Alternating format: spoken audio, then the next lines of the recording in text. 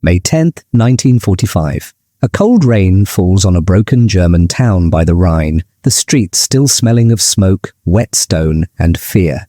Women in torn coats push tired children forward, ordered to report to the school on the hill, where the American conquerors are waiting. For years, they were told the same thing. If the Americans come, they will rape you, torture you, kill you.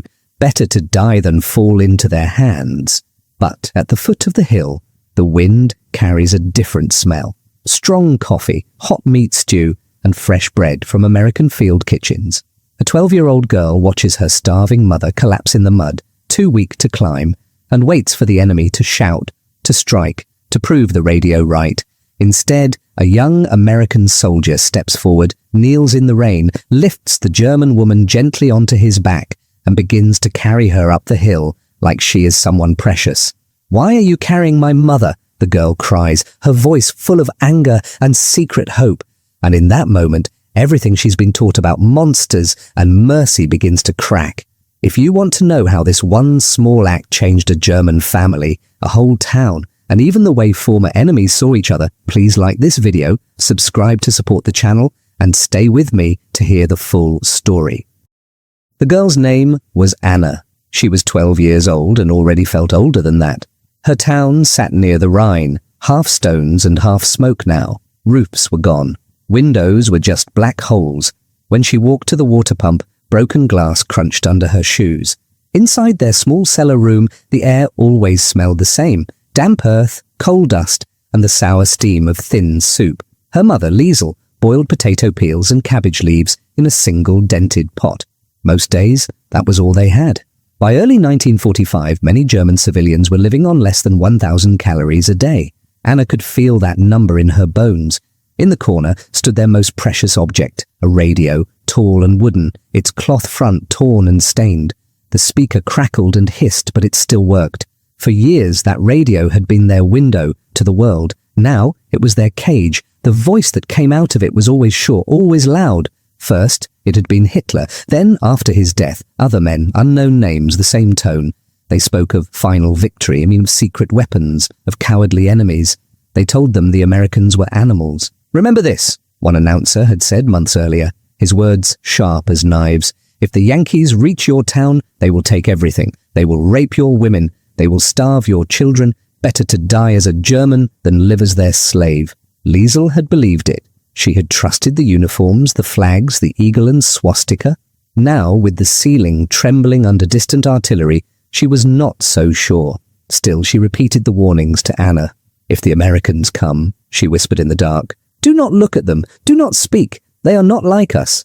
But the world outside the cellar told a different story. The trains had stopped. The post no longer came. Neighbors spoke of cities where 70% of the buildings were gone, burned out by firebombs. Cologne, Hamburg, Dresden, words that now meant ruins and ashes. One evening, the radio voice changed. It was no longer loud and sure. It sounded tired, almost small. Anna and her mother leaned close, shivering, as the announcer read a short, shaky statement. "The Führer is dead. The German armed forces have surrendered unconditionally." The words hung in the cellar like cold smoke. Outside, no one cheered. There were no flags. Some people cried. Others just stared. For years they had been told Germany would win or be wiped out. Now, neither seemed true. The war was over and they were still alive. But in what kind of world? In the days that followed, food grew even scarcer. The ration office stopped opening. The officials disappeared. People broke into warehouses hoping to find hidden stores. Most found only empty shelves and mouse droppings. A loaf of bread, if you could find it, might cost a whole month's pay in worthless Reichsmarks. At night, Anna listened to grown-ups whisper above her head. Americans are across the river. They shot SS men on sight, but they gave chocolate to a farmer's boy. It's a trick. First they feed you, then they use you. Her stomach twisted with each rumor. She did not know which frightened her more, the old story of monsters, or the new story that the monsters might be kind. Her father was somewhere far away. He had gone east with the Wehrmacht in 1943 and never come back. The last postcard said only, "Do not worry, we are being moved to the rear for rest." Then nothing. Maybe he was dead in a field in Ukraine. Maybe he was in a camp behind barbed wire. The radio never spoke of men like him. Sometimes, late at night, Anna would write in a tiny notebook she kept hidden under her blanket. Years later, she would still remember one line. They tell us the Americans are devils, but if they are devils, why do they bring food in their tanks, not just shells? It was a child's question, but it cut straight to the center. Between the world the radio described and the world hunger described, something was wrong. As the shelling faded and the sky grew strangely quiet, another sound rose in the distance. Engines, many engines, coming from the west. The ground began to tremble. Glass rattled in the frames that were left. Liesl grabbed Anna's hand. "This is it," she said. "They are here." Every story the radio had told, every nightmare it had planted, seemed to climb those cellar steps with them as they went out into the grey morning. What waited for them in the town square would not match any of those stories. The Americans came in a long steel line. From the edge of town, Anna saw the first tank appear, wide and low, its tracks grinding broken stones into dust. Behind it came jeeps, trucks, more tanks. The smell reached them before the sound faded. Diesel fuel, hot metal, and something sharp and foreign from the soldiers' cigarettes. People came out of cellars and shelters, moving slowly, as if any quick step might draw a bullet. Old men in worn coats, women with babies on their hips, boys too young to have been sent to the front. Somewhere a dog barked once and then went silent. The soldiers were not what Anna had imagined. The radio had spoken of wild gangs drunk on victory, hungry for revenge. These men looked organized. Helmets sat low over their eyes, belts tight, boots laced, rifles pointed down, not at the crowd. Some chewed gum, their jaws moving in a bored rhythm that seemed almost disrespectful to the ruins around them. A jeep stopped near the church. An officer stood up, his coat clean despite the mud. Beside him climbed a young German man in a simple suit, hands shaking. He had been taken from somewhere, maybe a prisoner, maybe a refugee, but he spoke English. The officer called out a few sharp words. The German repeated them, his voice cracking. "All civilians must go to the main square. Bring your papers. Bring children. There will be registration. There will be food. You must not hide. Stay calm. No one will be harmed if you obey." No one moved at first. Then a woman from the next street, her face thin and grey, whispered, "Food," like it was a prayer. Slowly, as if pulled by that single word, people began to walk. Anna held tight to Liesl's hand as they joined the stream. The square had once held a market. Now its stalls were gone, the fountain broken, the stones blackened by fire. On one side, American trucks formed a wall, big, olive green, each able to carry 2.5 tons of supplies. Later, Anna would learn that the US Army had moved more than 11 million tons of food and equipment across Europe by the end of the war. At that moment, she only saw mountains of wooden crates. Soldiers jumped down and began to work. Some set up a circle of machine guns, the barrels pointed outward, guarding the square. Others unfolded tables taken from somewhere, laid them in straight lines and set up large metal barrels on tripod stoves. Within minutes, a new smell drifted over the crowd. Coffee, strong and bitter. Then another, fat and onions frying, something meaty boiling in huge pots. Anna's mouth filled with saliva so fast it hurt. Her stomach cramped, as if angry at the memory of real food. A girl near her muttered, "It's a trick. They will feed us and then take us away." Her grandmother shook her head slowly. "If they wanted to kill us," the old woman said, "they have guns. They don't need soup." At the first table, an American sergeant called out numbers. A German helper repeated, "them." Each person who stepped forward gave a name, a date of birth, showed whatever papers they had left. In return, they received a small card with a number and a mark. "Ration card," someone whispered. "For us, from them." At another table, soldiers opened crates with swift, practiced blows. Cans clinked against each other, meat, powdered eggs, vegetables. In 1945, a standard American field ration could reach 3,600 calories a day, more than 3 times what many Germans were now eating. They handed out not that much, of course, but still more than anyone expected. A ladle of thick stew, a slice of white bread, sometimes even a small piece of chocolate, or a cigarette for the older ones. Anna watched a soldier pause when he saw a child in front of him. The boy's cheeks were hollow, his coat too big. The soldier looked left and right, then quickly broke his bread in half and slipped the extra piece into the boy's hand, closing his fingers around it. The boy stared up, eyes wide. The soldier gave a tiny shrug as if to say, "Don't tell. This cannot be real." Liesl whispered. They bombed our bridges, they shelled our fields. Now they feed us meat. It was a sharp contrast. The same uniforms that had brought ruin to their town now serving thicker soup than most German kitchens had seen in months. The same army that had crushed the Wehrmacht now arguing among themselves because one man had tried to keep too much food aside for his own unit. An officer barked at him, pointed to the line of civilians, and ordered the crates opened. Later, an old neighbour, Herr Kraus, would remember, "I thought they would steal from us. Instead, they guarded the bread from their own men. That is when I knew something in our stories was wrong." Not all the Americans were kind. Some looked at the Germans with flat, hard eyes and shoved the bowls across the table. One or two laughed too loudly, pointed at broken statues, took photographs as if they were tourists in a strange, ruined museum. But even the cold ones followed rules. No one looted the church. No one dragged women from the line. A few children received candy when officers were not looking. Why? Liesl kept asking under her breath. Why would they do this? Anna had no answer. She only knew that the soup was hot, the bread soft, and her hands trembled as she raised the spoon to her mouth. The stew tasted of salt and fat and something smoky. It tasted of a world she had almost forgotten. When the meal was over, the German translator made another announcement. "Tomorrow you must all go to the school above the town. There will be more questions, more checks. Those who are weak will get extra rations. You must walk there in the morning." Anna looked up at the hill where the school stood, its roof half gone, its yard a sea of mud. For her, the walk would be easy. For some, it would not. She did not yet know that on that muddy slope, her understanding of enemies and mercy would be turned upside down. The next morning, the town woke to fog and drizzle. The hill to the school looked steeper under the grey sky. Mud ran in thin rivers down the ruts left by army trucks. Anna and Liesl left early, wore her only coat, too big now because she had lost so much weight. Before the war, she had been strong, carrying sacks of flour in her father's bakery. Now, after years of short rations, she weighed barely 45 kilos. Her cheeks were hollow, her hands thin as twigs. They joined a slow line moving toward the hill, old women with scarves tied under their chins, thin boys leaning on sticks, mothers carrying babies wrapped in blankets that smelled of damp and smoke. Later records would show that in some parts of occupied Germany, more than 40% of civilians were underweight. Anna did not know that number. She only saw it in the way people walked. The road turned upward. Stones slipped under their shoes. The air smelled of wet earth and coal smoke from the few chimneys still working. Somewhere behind them, an engine coughed. Far off, a church bell rang once and then stopped. At first, Liesl climbed steadily, breathing hard but not complaining.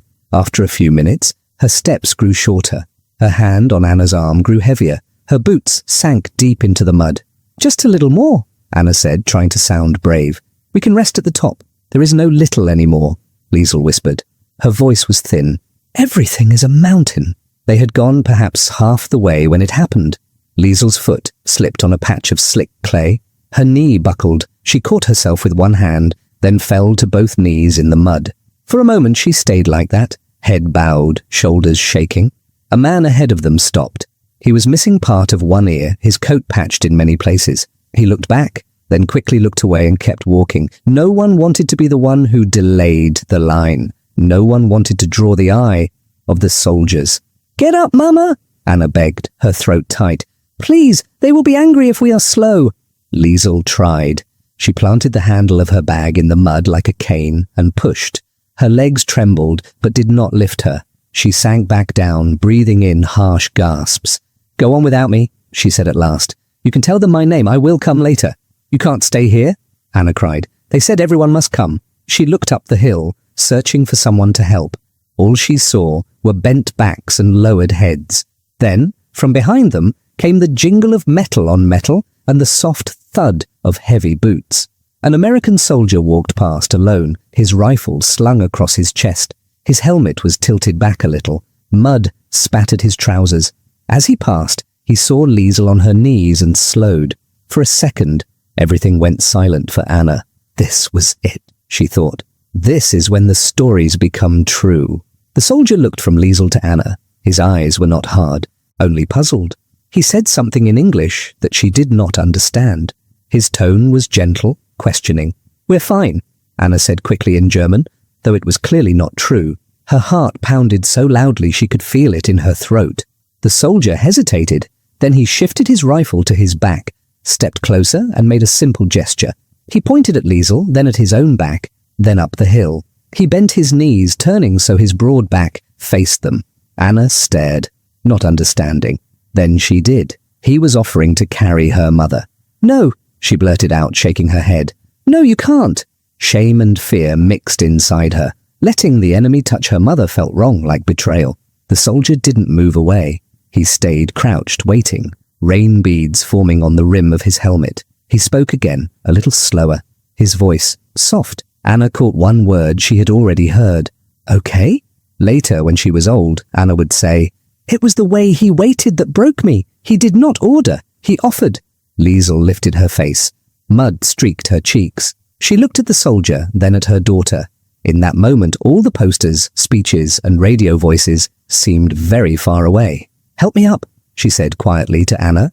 Together they guided her onto the soldier's back. He rose in one smooth motion, adjusting her weight with practiced hands. She was so light that he seemed surprised.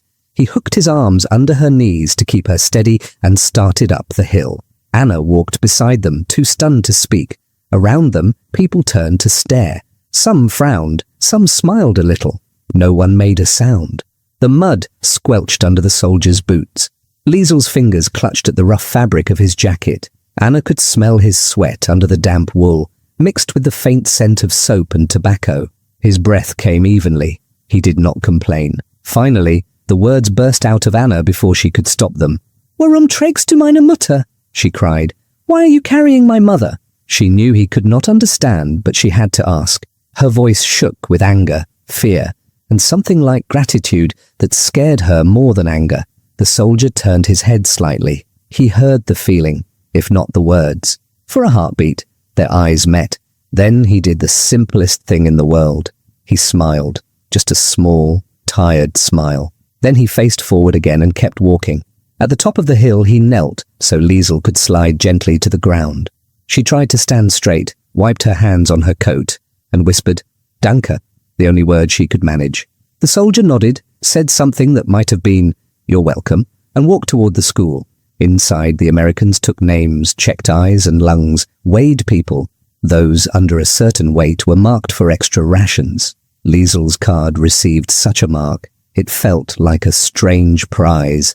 Anna could not stop, thinking about the hill. If this was the enemy, if this was the devil she had been warned about, then what had all the shouting voices on the radio been for? She did not know that far across the ocean, behind other fences and under another flag, her father was asking the same question. Every few days the American trucks came back. People lined up at the square with their ration cards. Liesel's card had a special red mark now because the doctor at the school had written underweight on his form. It meant an extra ladle of stew, sometimes a spoon of powdered milk. Her cheeks filled out a little. The blue veins in her hands did not stand out quite so sharply. The soldier who had carried her up the hill did not appear again. Anna looked for him among the helmets and jackets, but could not be sure. They all wore the same color. Still, each time she saw an American bend to speak to a child or help an old man with a bundle, she remembered that short walk through the mud. One morning in late summer, a different kind of truck rattled into town. It was smaller, painted with a red cross on the side. People gathered fast. The word post ran through the streets like an electric current. For months, there had been almost no letters. The old German mail system had fallen apart. Now, finally, sacks of envelopes spilled out onto a table in front of the town hall. Two German clerks, watched by an American sergeant, called names. Schneider, Müller, Fischer. When the man shouted, "Liesel Weber!" her mother froze. Then she pushed forward, hands shaking. The envelope they gave her was thin and brown. There were strange stamps in one corner, an eagle, but not the German one. Across the front, in a hand Anna knew like her own, was written their name and old address. Liesel stared as if afraid it would vanish. Slowly, she opened it. A single sheet of paper slid into her fingers, covered in tight, careful lines. She read the first line silently. Her knees buckled. For a second, Anna thought she would fall again, right there on the flat stones.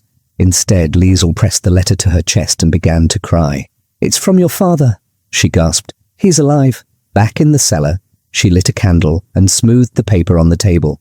The writing was smaller than before, but the same slant. "My dear Liesl, my dear little Anna." His name was Carl. He had been gone for 2 years. Now his voice filled the room through ink and paper. "I am in a camp in America," he wrote, "in a place they call Texas. It is very hot here and the land is flat as far as the eye can see. They brought us by ship across the ocean. I thought the Americans would kill us on the way. Instead, they gave us oranges. I had not seen an orange since 1940. Anna listened, hardly breathing, as her mother read aloud. They took our names, our ranks, they gave us showers, shaved our hair, burned our old uniforms, then they gave us clean clothes and boots. The barracks are made of wood. We sleep in bunks, 6 men to a room. The guards are strict, but they follow rules. We work in the field some days, other days we stay in camp." He wrote of the food in a way that made the thin German soup seem like a bad joke. "In the morning we get coffee, bread, sometimes jam. At midday there is stew with meat and potatoes. In the evening there is more bread, sometimes sausage or beans. We get about 3,000 calories a day, they say. I have already gained weight. I'm ashamed to tell you this, knowing how you must be living." Later, other prisoners would remember the same thing. One of them, a man named Hans, wrote after the war, "We called it the land of plenty behind barbed wire. We were captives, but better fed than our own people at home." The letter went on. "We are allowed to write 2 letters a month. They read everything we write, so I cannot say all I wish. But know this, we are not beaten for sport. We are not starved. Some guards hate us. Others are just bored boys. One of them showed us how to play a game they call baseball. It is like schlagball, only stranger. He laughed when I missed the ball. I laughed when he slipped in the dust. It was human." Liesl's voice broke on that last word. She wiped her eyes and read on. "They tell us we are protected by something called the Geneva Convention. It is an agreement about prisoners.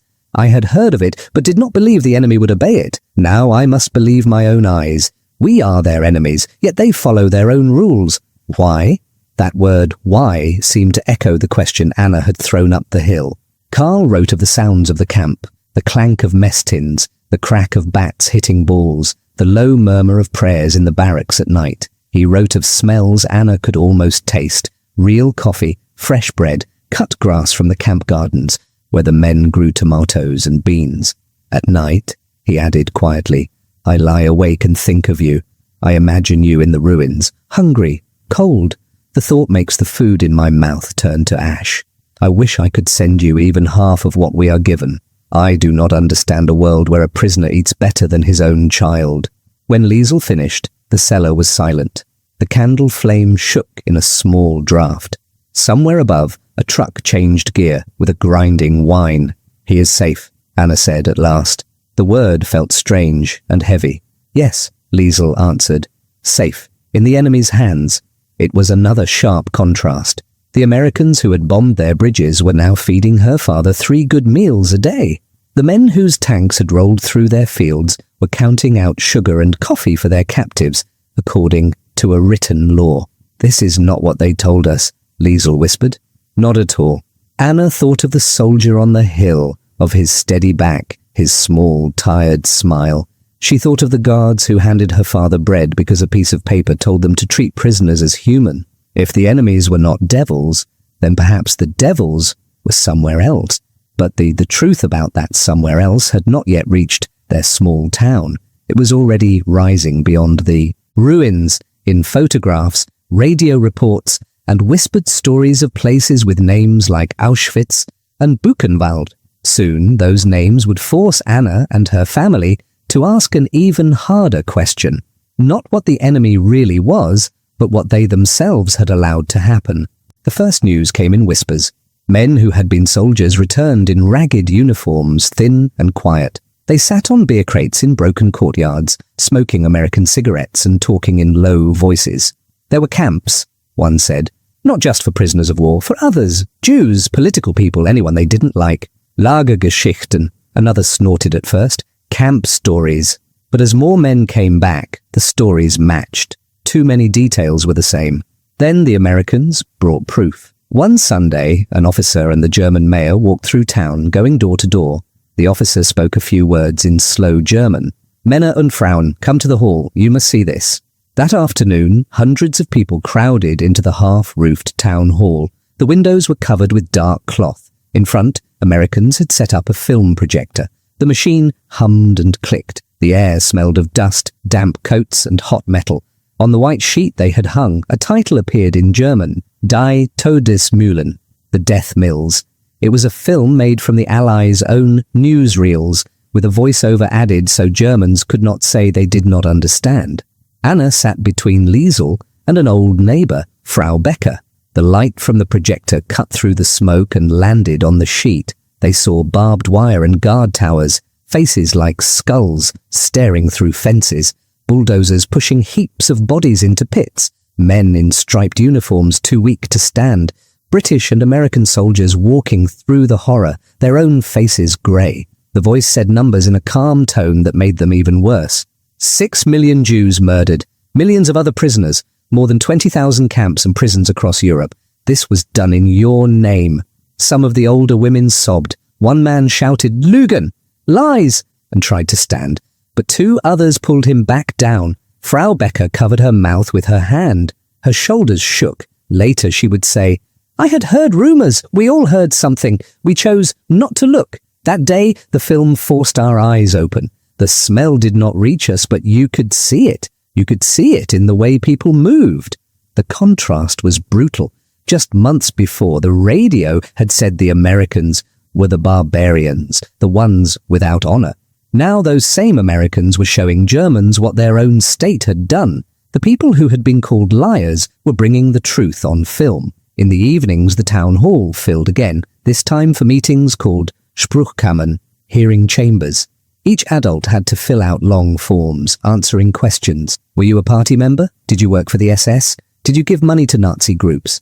Men who had carefully saved their party badges now hid them or buried them in gardens. Some claimed they had only joined for a job. Others said, "We did not know." The Americans sorted them into groups. Main, offenders, lesser offenders, followers, exonerated. Statistics for the whole of the Western zones would later show that millions of people were judged, but only a small percentage were punished heavily. The rest were sent back to their lives with a new word on their papers, Mitläufer, one who went along. In the church, the pastor's voice changed too. The same man who had once asked God for victory now asked for forgiveness. "We were blind," he said one Sunday, standing before a cracked window where cold air slipped in, or we chose not to see. We believed the lie that we were better than others. We called our enemies subhuman. We sang songs about death for the fatherland. Now we learn that in places not so far from here, human beings were treated worse than animals. We must face this. People shifted on the hard benches. The smell of wet wool and old incense filled the small stone space. After the service, in the muddy square, arguments broke out. "We did not know about gas chambers," one man insisted. "They hid it from us." Another, a former teacher, shook his head. "We knew enough. We saw Jewish shops smashed. We watched our neighbours vanish on trains. We heard people say, 'Oh, good, they're gone.' We let it happen." "Anyway," a third snapped, "the Allies bombed our cities. Dresden burned. Hamburg burned. Are they better than us?"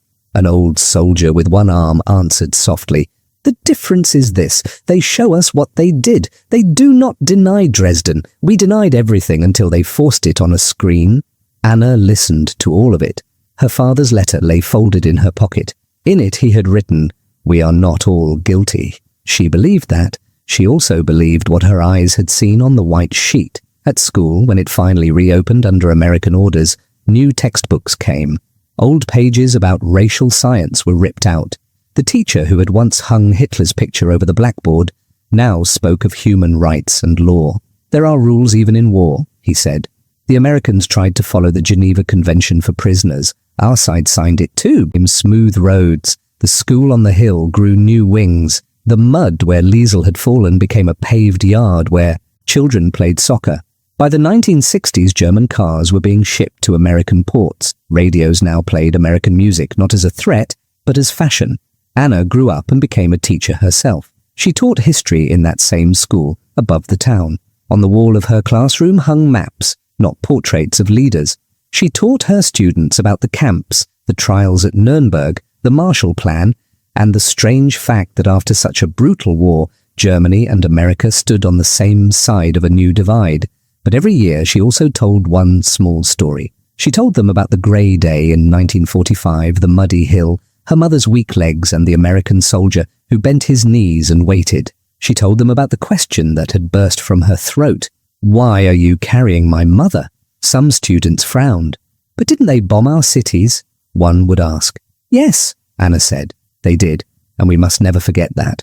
War brings horror, even when people think their cause is just."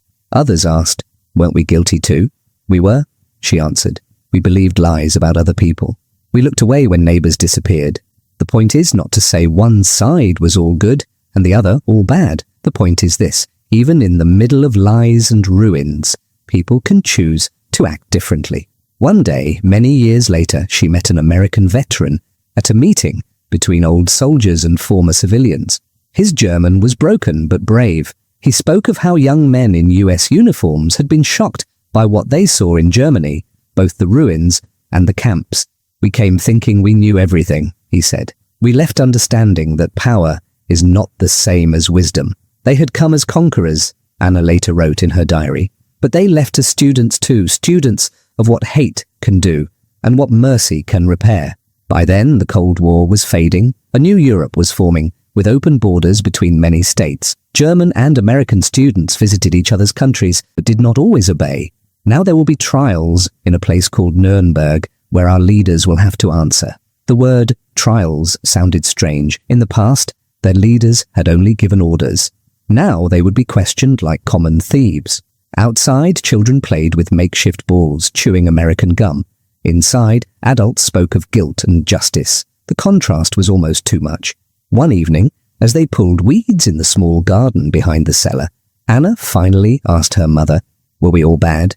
Liesel paused, dirt on her hands. "No," she said slowly, "but we were not as good as we thought.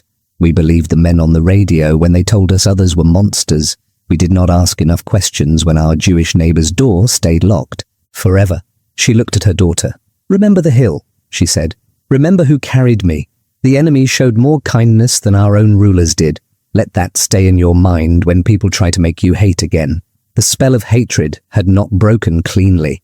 There were still those who clung to the old lies, but for Anna, the picture was already changing.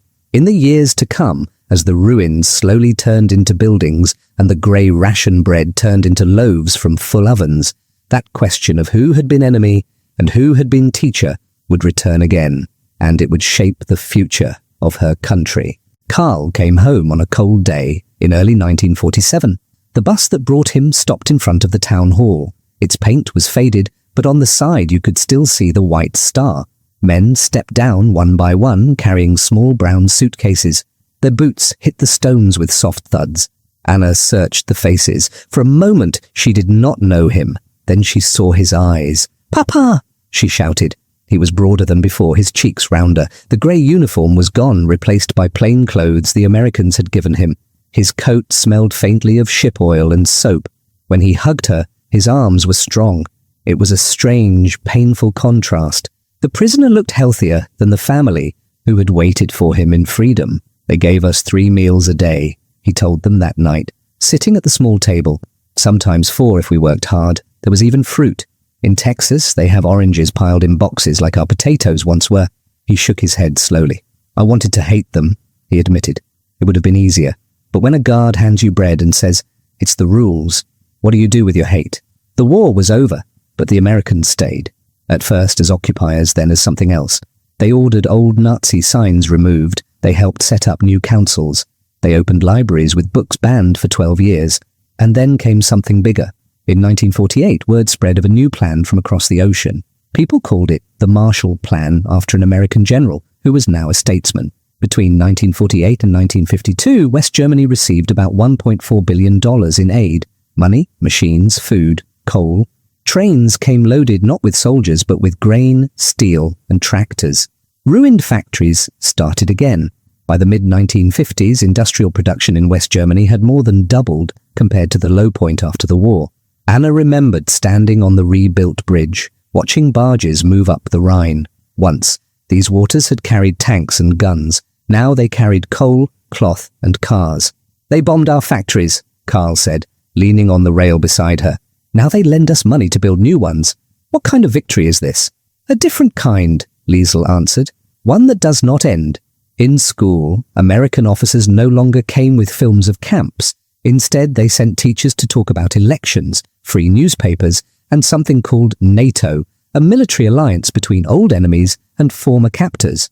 In 1955, when West Germany joined that alliance, some old men muttered, "We are now soldiers with those we once fought." They came as conquerors, the new history teacher said to his class one day, but they will leave as allies, and we must learn from them as much as they claim to learn from us. Taking pictures on phones instead of with heavy cameras. Few of them thought of barbed wire when they heard the other nation's name. Still, Anna kept the memory of the hill alive. In the end, she would tell her class, America's strongest weapon in our town was not its bombs or its tanks. It was this: they treated us according to their better rules. Even when we had not treated others that way, they fed prisoners and enemies. They carried old women up muddy slopes. That simple choice broke the spell of the radio voices more than any speech could.